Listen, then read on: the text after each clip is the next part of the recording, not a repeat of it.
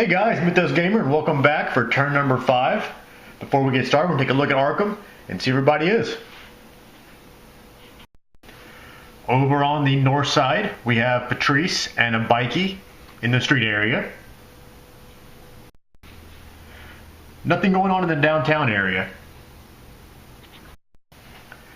East Town is also pretty empty. Over in Rivertown, we have a clue at the Black Cave.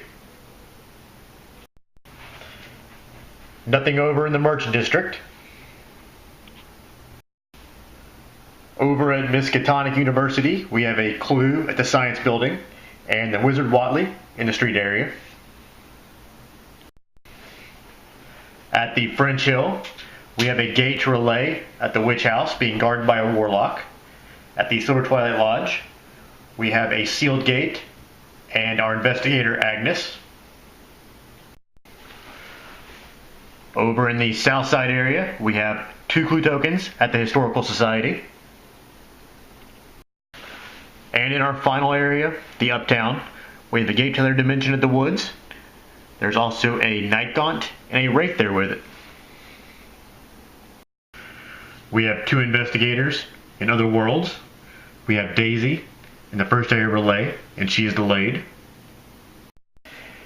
And our last investigator, Hank, is in the first area of another dimension.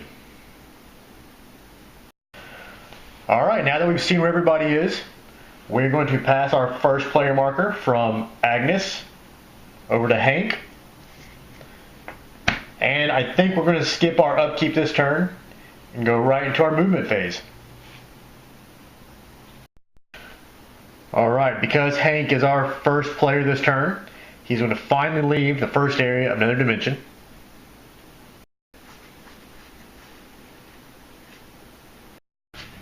Our next investigator, Daisy, because she was delayed, we're going to ready her. Our next investigator, Patrice, needs to deal with that bikie that's in the north side streets with her. She can't sneak by it. She only has a sneak of 1. And we do have 5 monsters on the board, and we definitely don't want our terror track going up with the king in yellow out. So we need to kill a monster anyway. We'll go ahead and fight the bikie. The bikie has -1 to horror checks, doing 1 sanity damage, +0 to combat checks, doing 2 stamina damage, only has 1 toughness. Right now, Patrice has a fight of 4 and a will of 1. She also has the will skill, giving another +1 to will, and if she spends a clue token add to will check, she has a bonus die. This gives her a total will of 2, -1 from the bikie. She's going to roll 1 die for a horror check. And she got a success. Unbelievable. Alright, so we're going to go on to combat. Patrice has a fight of 4, and she's also going to use her enchanted knife, giving another +3. So, fight of 4, enchanted knife, +3. She's a fight of 7. And the bikie gives +0. She can roll 7 die and needs 1 success. And only 6 of the die fell through, but she got successes. She's okay. She will kill the bikie and gain as a monster trophy. That is her first monster trophy. And our last investigator in the movement phase is Agnes. She has a speed of 4. She's going to go from the Silver Twilight Lodge up to the French Hill Streets. Then she's going to head from the French Hill Streets up to the Rivertown Streets. And finally over to the Black Cave, where she will collect a clue token, bringing her up to 6. That's it for our movement phase. We're moving on to our Arkham Encounters phase. We only have 2 investigators in Arkham. Our first one is Patrice, and she's in the north side streets, so she will not have an encounter this turn. And our other investigator is Agnes at the Black Cave, so we will draw an encounter card. You are attacked by a shadowy being. A large man leaps out of the darkness and drives it off. He introduces himself as Tom Mountain Murphy. Make a luck -2 check or discard a whiskey card to pass automatically. If you pass, he joins your investigation. Take his ally card if it's available, otherwise he gives you something to protect yourself with. Search the common item deck and take the first weapon you find. If you fail, nothing happens. Pretty good encounter card. Right now, Agnes has a luck of 1. She's one of our major spellcasters, so we have her lore up pretty high. I don't think we're going to spend any clue tokens.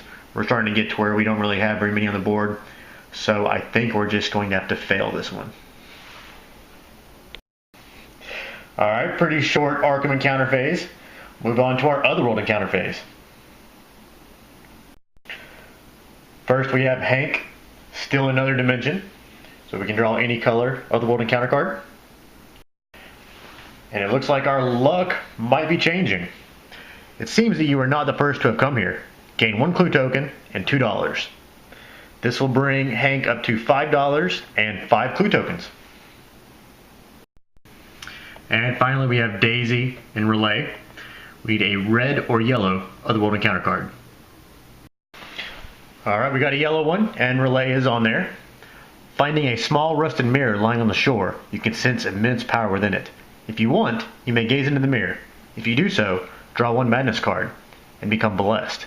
If you do not gaze into the mirror, nothing happens.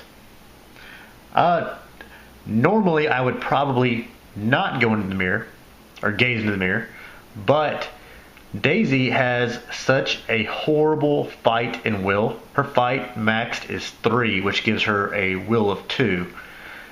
That being blessed really will help her, and I think it's worth the risk of the madness card.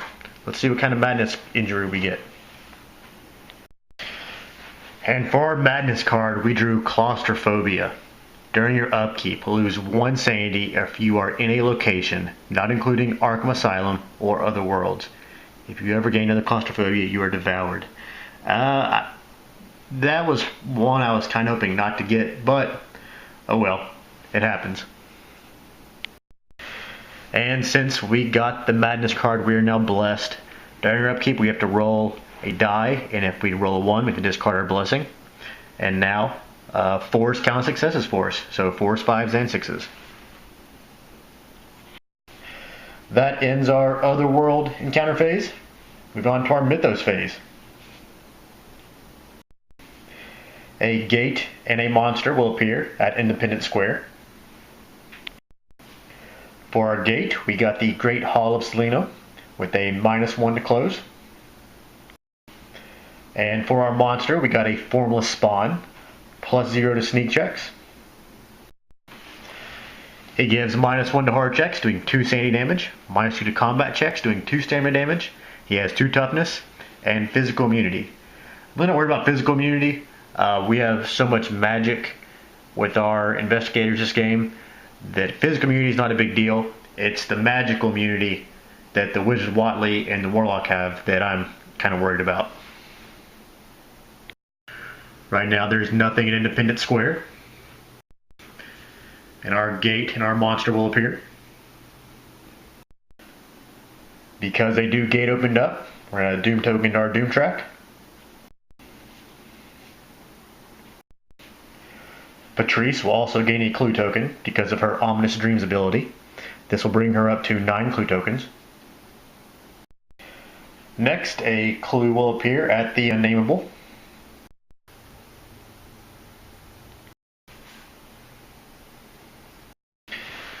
Now for monster movement. We have no square or diamond monsters, but we do have 2 circle monsters following the white arrow. One of them is the Warlock, and he's a yellow monster, so he is staying where he is at the witch's house. And the other is the Wizard Watley. So the wizard is going to leave the streets of Miskatonic University and move up to the streets of the Merchant District. For the text of our Mythos card, we drew another headline. Campus security increased. All monsters in the Miskatonic University streets or locations are returned to the cup. Man, this goes to show you how important it is you follow the order of the Mythos card, because if we didn't move the Wizard Watley first, we would have been able to, or we would have removed him from the game because he was at the University Streets. Unfortunately, we're following the rules, and he left the University Streets, and now he's in the Merchant District. I guess we'll have to figure out how to deal with him later. Alright guys, that is the end of turn number 5. Pretty decent turn. Nothing too bad other than Daisy getting claustrophobia, but that's my own fault. Thanks for watching guys, and I will see you next time.